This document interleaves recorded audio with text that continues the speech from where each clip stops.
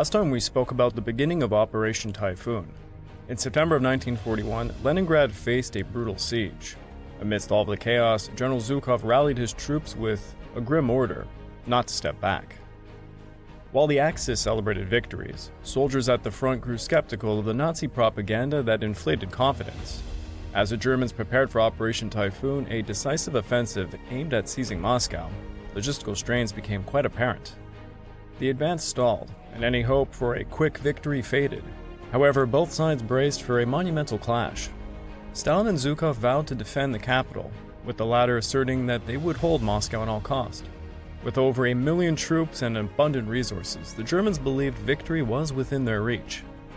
Yet the Soviet defenses, fortified and resolute, stood in their way.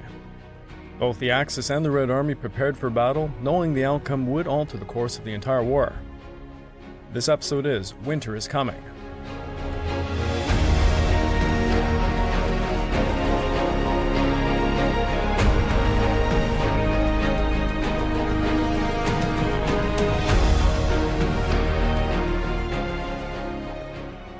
Well, hello again. Welcome back to the Eastern Front podcast week by week. I'm your dutiful host, Greg Watson. But before we begin, I just want to remind you all that this podcast is only made possible through the efforts of Kings and Generals over at YouTube. Perhaps you want to learn a bit more about World War II? Kings and Generals has an assortment of episodes on World War II and so much more, so go give them a look over at YouTube. So please subscribe to Kings and Generals over at YouTube and continue to produce this content by checking out www.patreon.com/kingsandgenerals. And hey, don't forget about our sister podcasts over at the Pacific War Week by Week podcast and the Fall and Rise of China podcast, both written and narrated by me. And if after all that, if you're still hungry for some more history, why don't you check out my personal channel, the Pacific War channel found over at YouTube, or Echoes of War found on major podcast platforms. Over on Echoes of War, we're just finishing up a mini-series covering the Greco-Persian Wars. And if you'd like to further support me, please consider checking out my YouTube membership or my Patreon account at www.patreon.com/thepacificwarchannel. By joining either of these, you get access to the exclusive podcast series, which is about 33 episodes and ongoing at this point, early access to all the content I make, and voting rights for the subjects I will tackle next.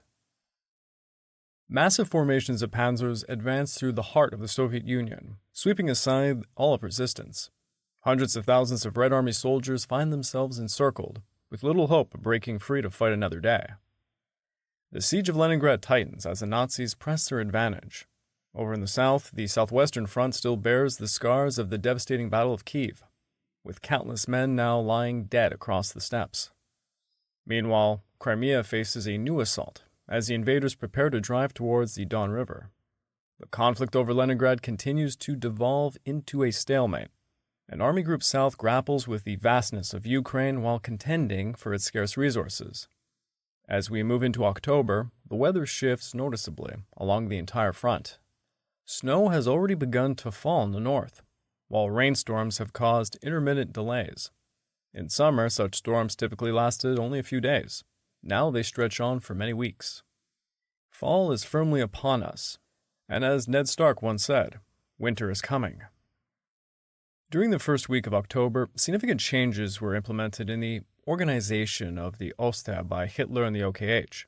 Most notably, the panzer groups were redesignated as panzer armies. This change was more than just a new title. It reflected the increasing importance of armored units within the German military strategy. Previously, these groups had been subordinated to field armies, which often resulted in friction between commanders, particularly between Guderian and Kluge, during the early phases of the operations. This friction created significant challenges throughout the chain of command. It began even before the war, and it persisted into the campaign in France. Guderian and Kluge's personal animosity added to the strain. However, they were not alone in their frustrations. Other commanders also felt the negative impact of the previous organizational structure. This hierarchy caused confusion within the chain of command, and it left the panzer leaders feeling constrained, desiring greater independence in their operations. Now, with the new designation as panzer armies, they would report directly to Army Group commanders. This shift was aimed at enhancing the coordination of resources and expanding strategic options across the entire front. In theory, this new structure would streamline decision-making and improve the effectiveness of armored units in combat. By October the 1st, the offensive capabilities of Army Group North had diminished significantly. Leib had informed Hitler that he could not launch any major offensives without additional reinforcements. Given the limited reinforcements received in late September, he had to work with what he had. Lieb still commanded 2 panzer divisions and 2 motorized infantry divisions within General of Panzer Troops Schmidt's 39th Corps. He intended to employ these mobile forces in a limited offensive. Lieb considered 2 options for this attack. The first was to break through the Soviet 8th Army at Oranienbaum, a promising choice. However, Lieb ultimately decided to focus on linking up with the Finns. This plan involved launching an attack northeast towards Zhukov, aiming to destroy the Soviet 54th Army in the process. Hitler intervened and rejected the proposed plan. He insisted that Lieb instead attack towards Typhon, then countermarch northeast to encircle the 54th Army at Zhukov. This plan likely appeared more appealing on the map tables of the dictator's bunker than Lieb's modest proposal. However, it overlooked crucial factors. An operation of this scale required more troops than Army Group North could even muster, and it disregarded the fragile condition of the forces besieging Leningrad. Nonetheless, in a clear demonstration of Hitler's growing disconnect from reality and the weak resolve of the Nazi generals, Lieb accepted the plan. After some back and forth, the dictator ultimately got his way. Schmidt's corps was designated as the main effort towards Typhon, supported by 4 infantry divisions on the flanks. The 11th, 21st, 254th, and 126th Infantry Divisions were positioned south of the Schieselberg Corridor and would need to redeploy to support the panzers. Due to this requirement and the need to stockpile supplies, the attack was scheduled for October the 16th. Notably, the distances involved were relatively short, less than 100 kilometers. When accounting for delays in redeployment and logistics, the contrast with the earlier days of Operation Barbarossa began to look a bit stark.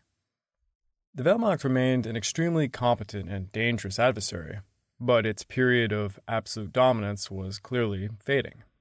Meanwhile, the Stavka was not resting idly. Even while addressing the potential collapse of the Western Front, they had to focus on developments in the Northwest.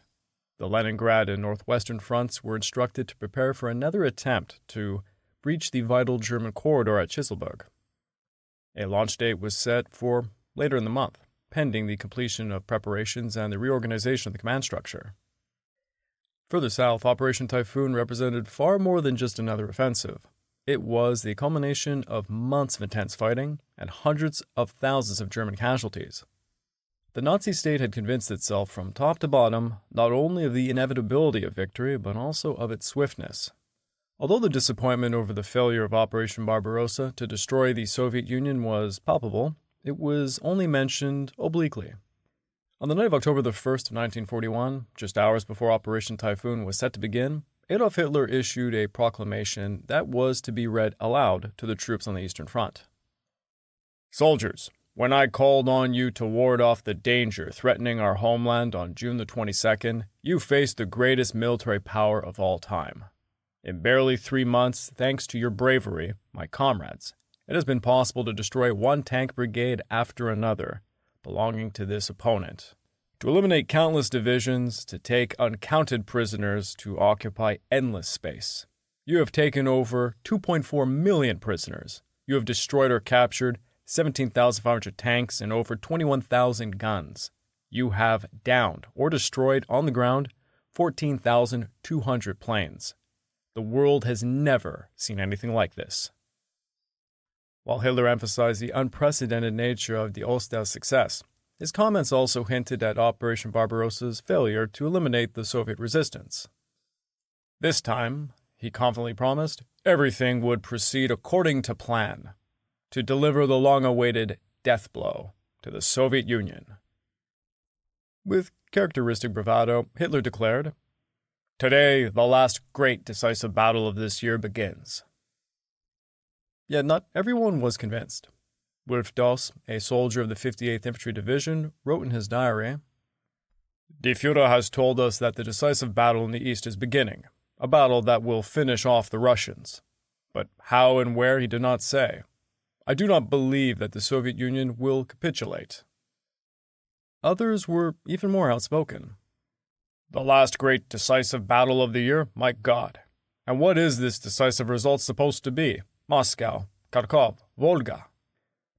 Throughout Germany, morale had been boosted by the recent wave of Sondermeldungen, but of those German soldiers in the forward trenches of Bock's army group, Those who had resisted fierce Soviet attacks for the past 2 months, there were far fewer illusions about the difficulties of ending the war in the East.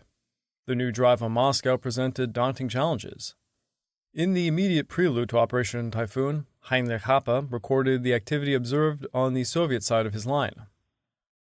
East of Meza, the Russians prepared a strong system of trenches, bunkers, tank traps, and barbed wire entanglements.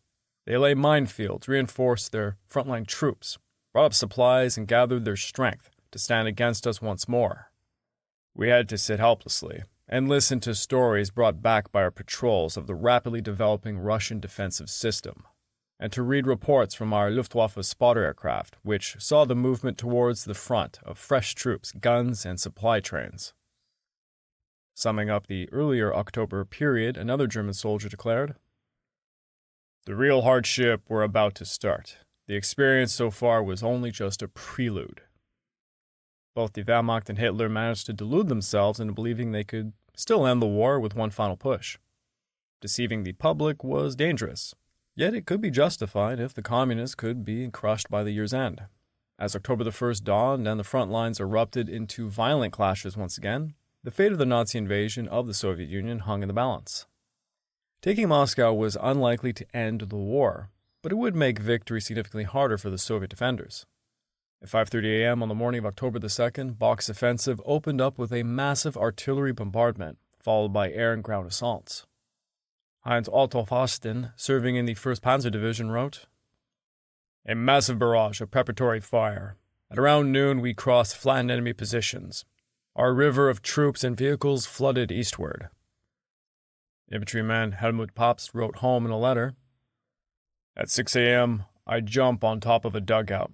There are tanks, giants rolling slowly towards the enemy, and the planes, one squadron after another, unloading their bombs across the way. Army Group Center has launched its attack." The war diary of one Colonel George von Bismarck's 20th Panzer Division labeled October the 2nd as a historic day. Panzer Group 2, however, had been in action since September the 30th, and by the evening of October the 2nd, Guderian felt his forces had achieved a full breakthrough. In less than 3 days, his subordinate 47th Panzer Corps recorded capturing almost 4,000 POWs, destroying or capturing 17 panzers, 42 guns, 77 trucks, and 300 horses. Further north, Hopna's Panzer Group 4 advanced up to about 15 kilometers into Soviet positions on the first day, and although the enemy it encountered was reported to be surprised, they nevertheless resisted bitterly. Hoth's Panzer Group 3 drove 20 kilometers into the Soviet lines on the first day and found enemy resistance to be less than expected.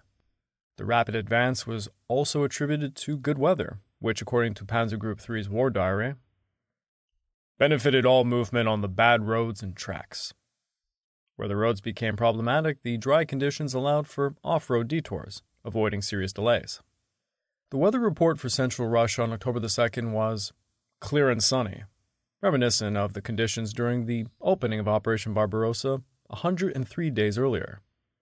The 5th Panzer Division's war diary simply labeled it offensive weather. At Army Group Center, Bock was elated. That night he wrote in his diary, "The Army Group went to the attack according to plan. We advanced so easily everywhere that doubts arose as to whether the enemy had not in fact decamped." Yet intelligence gathered from captured Soviet officers soon confirmed that no order of withdrawal had been issued, and the defending armies had been ordered to hold their positions at all cost. German radio intelligence further confirmed that the Red Army's dogged determination was to resist and not surrender ground. Soviet intercepts read, "Reinforcement not possible. The crossings are to be held. The commander is dead. I have taken over command. I cannot hold my position any longer. I'm destroying the radio." As Helmut Pabst observed, the German superiority at Panzer Group 3's point of main concentration was simply overwhelming. "Tanks roll by, close to the gun position. 100 have gone by already, and they're still coming in. It looks like chaos, but it works to the minute, like clockwork. Today they want to break into the Dnieper line. Tomorrow it will be Moscow. Armored scout cars are now joining the columns." After almost 4 hours watching the main groupings of Hoth's Panzer Group pass by, Pabst concluded, By now, I think we've seen the last come by. It's getting quieter. Any war film would pale by comparison. That was really some show, the boys are all saying. While Typhoon's opening success seemed complete, there was still some bitterly contested positions, costing many German lives. Lieutenant General Heinrich Meyer-Baldorf's 131st Infantry Division suffered heavy losses on the 2nd, while trying to clear Soviet positions opposing its front. The Panzer divisions also encountered the familiar problem of inadequate bridges and, more ominously, for the first day of the offensive, fuel shortages. Even before the offensive had even begun, fuel reserves were recognized to be worrying, and plans were made to bring up more fuel using transport aircraft and towed gliders. Let me tell you right now, moving fuel on aircraft is never a good thing. Yet there could be no question that Army Group Center was making significant gains across a wide section of the Eastern Front, and that was the message Bach relayed to Colonel Rudolf Schmidt, the Führer's chief military adjutant at the Wolf's Lair. The news confirmed for Hitler that the war was nearing its end, and he was in a celebratory mood. October the 3rd, at the annual opening of the War Winter Relief Organization, Die Kriegswinterhilfswerk, in Berlin, Hitler delivered his first national address since the war began in the East. It was an auspicious occasion, allowing Hitler to recast the conflict from a failed blitzkrieg to a seamless military operation on the verge of victory. He stated, "On the morning of June the 22nd, this greatest struggle in the history of the world began. Since then, 3.5 months have passed. Today I can state everything has gone according to plan." Yet even Hitler could not overlook the scale and the cost of the fighting in the East, and he admitted that Germany had been caught unawares. However, something did deceive us. We had no idea how gigantic the preparations of this opponent against Germany and Europe had been. It was a surprisingly frank admission, probably inspired by his confidence in the impending defeat of the Soviet Union, which he now promised in the most direct of terms. "I say this here today because I may say today that this opponent has already broken down and will never rise again." Not only was Hitler forecasting the end of the war in the East, but he also admitted that he had switched industry away from army production.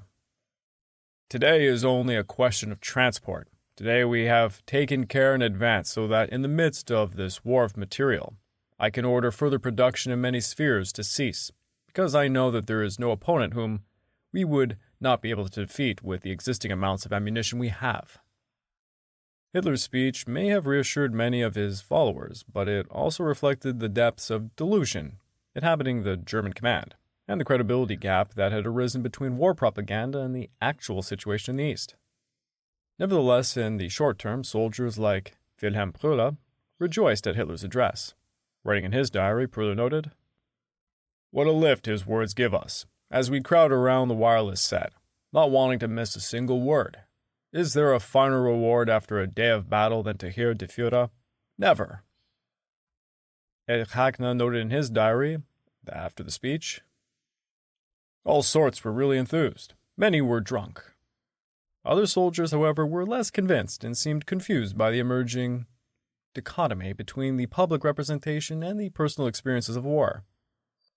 One Hans-Jürgen Hartmann expressed, "Perhaps it is only talk that our enemy is broken and will never rise again.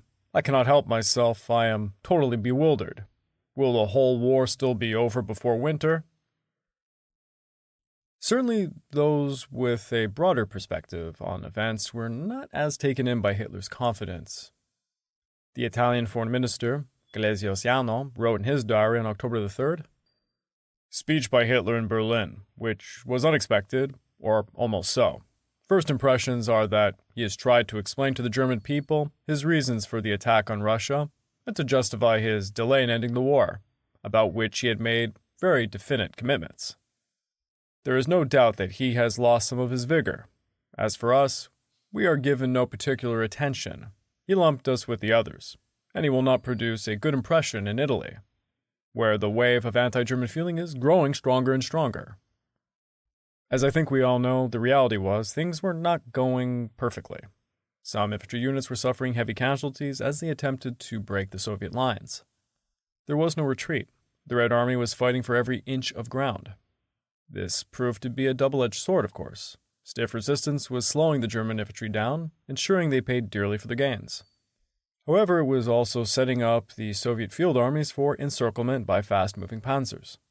There was still little the field armies could do to effectively counter the penetrating Nazi armor. At Yalna, the 9th Infantry Corps under the 4th Army was hammered by Red Army attacks.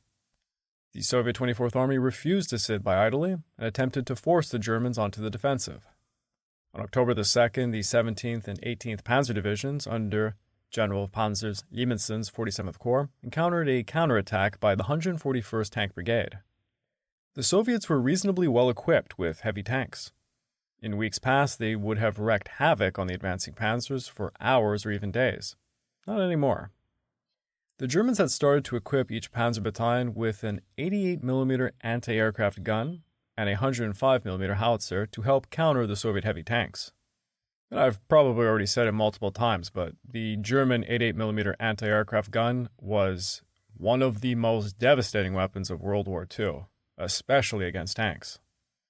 Here, this modification would prove its worth when the lead battalions quickly knocked out several KV-1s and KV-2 tanks, breaking up counterattacks almost instantaneously.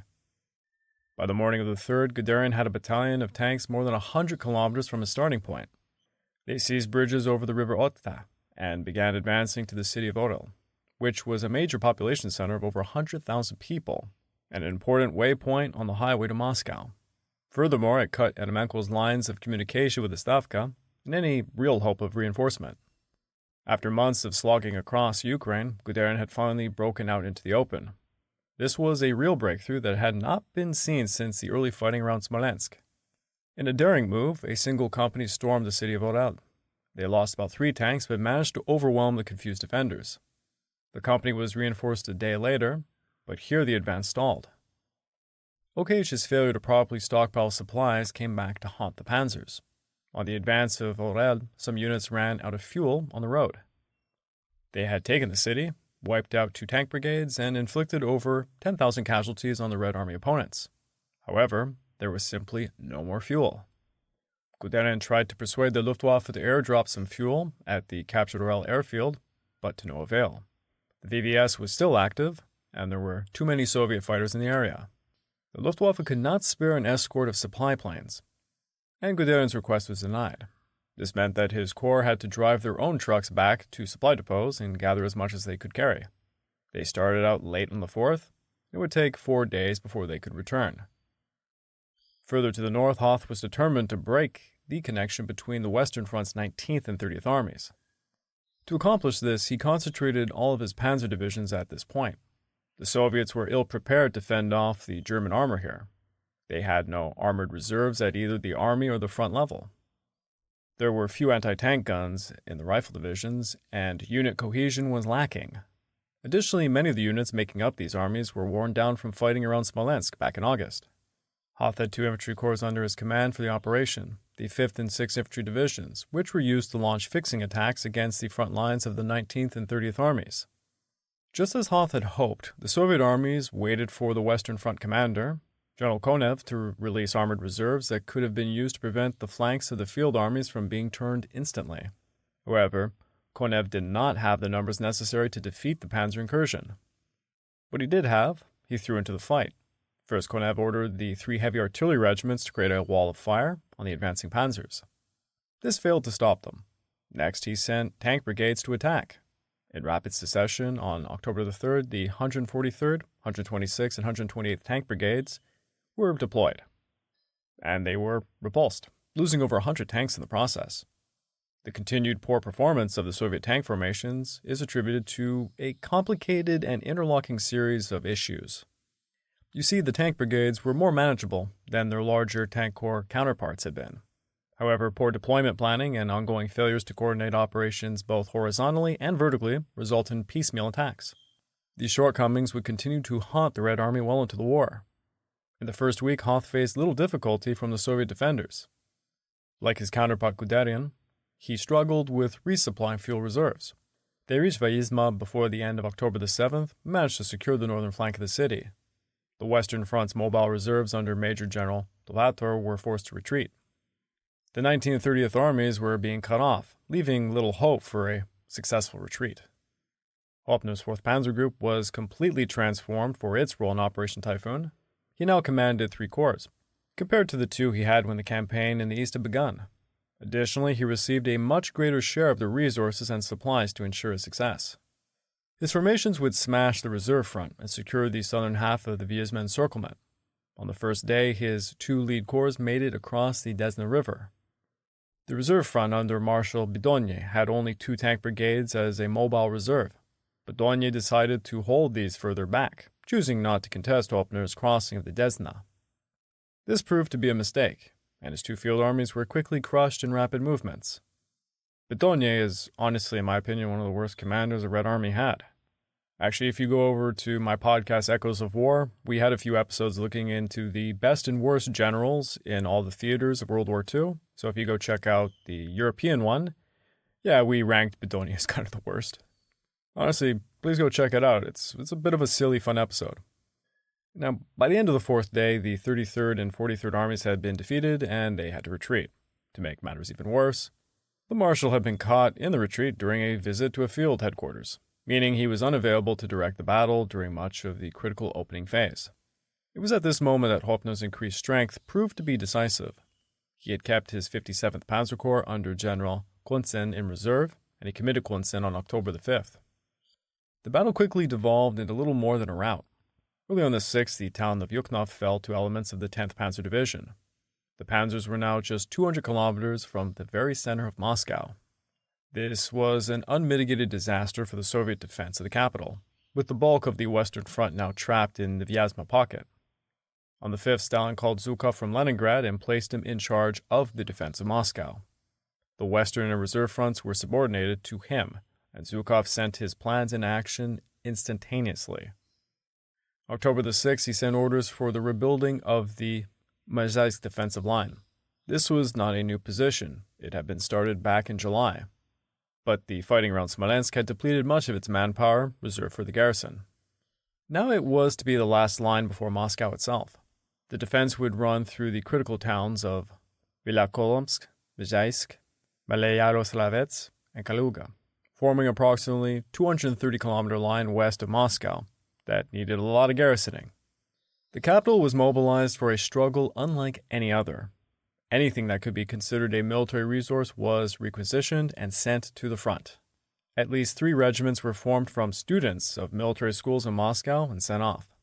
The situation was dire, but Zhukov remained confident in the Red Army. By this point, Zhukov had established a strong reputation as a fixer who did not yield to political pressures when he believed he was right. He had not yet lost a battle against the invaders and had proven capable of turning them back at Yelna and Leningrad. Now he would defend the capital itself. As the first week of Operation Typhoon ended, it looked like a repeat of the earlier victories of the summer. Hundreds of thousands of Soviet soldiers were again encircled or in danger of being encircled. The front line was collapsing once more. In Ukraine, the invaders were experiencing a mixed bag of results. The push to clear the eastern bank of the Dnieper was mostly successful, as Kleist was able to take Zaporozhye on the 1st. This was a boon for Manstein's 11th Army, which had been forced to split its forces to support the collapsing Romanian Third Army. Fearing encirclement, the Soviet 9th and 18th Armies decided to pull back. However, this withdrawal was not entirely successful, and a large number of men were caught up. This opened the path to Mariupol, and the Germans were prepared to take advantage of the space. Meanwhile, attempts to break through the Perekov Isthmus was stalling without additional support. Halder and the OKH staff had hoped that Manstein would be able to take the entire peninsula in a quick surprise attack and then cut across the Kerch Strait to reach the Caucasus. It was becoming clear now that that would not be easy. The city of Odessa was still holding out against the Romanians and their German allies. The defenders just would not break. But as the first week of October ended, the situation was looking dire. The Stavka was not ready to give up the city yet, but that time seemed to be approaching rapidly. Sometime during this week, Hitler decided that Army Group South would focus its attacks on securing the Black Sea coast, Crimea, and the Donets River basin. This meant that the drive on Kharkiv was abandoned in order to free up the forces necessary to secure the line from Mariupol to Donetsk. After this, Kleist would advance to Rostov and the Don River would be secured. The Donets River basin was home to many industrial centers and enormous coal reserves. At this point, Germany was suffering from shortages in coal to, just about everything. Let's be honest, Germany started this war with an embarrassing lack of natural resources. Hitler was desperate to secure these resources before coming of winter to alleviate the effects of these shortages on the civilian economy. This plan of attack did not require any major encirclements, but it depended on Stalin being unable to rebuild the southwestern front.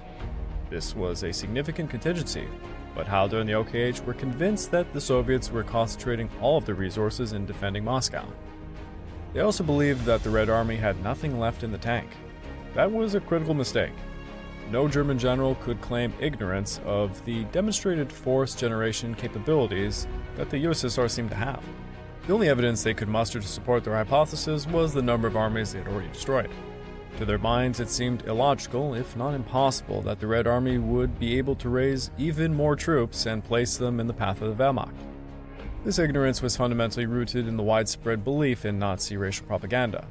The Soviets were perceived as barbarians, incapable of effective governance that long-term mass conscription required. While the Nazi leadership would be disabused of this notion before the end of the war, they never relinquished their supposed racial superiority over the Slavic soldier. I would like to take this time to remind all of you this podcast is only made possible through the efforts of Kings and Generals over at YouTube. Please go subscribe to Kings and Generals over at YouTube. Continue to help produce this content by checking out www.patreon.com/kingsandgenerals.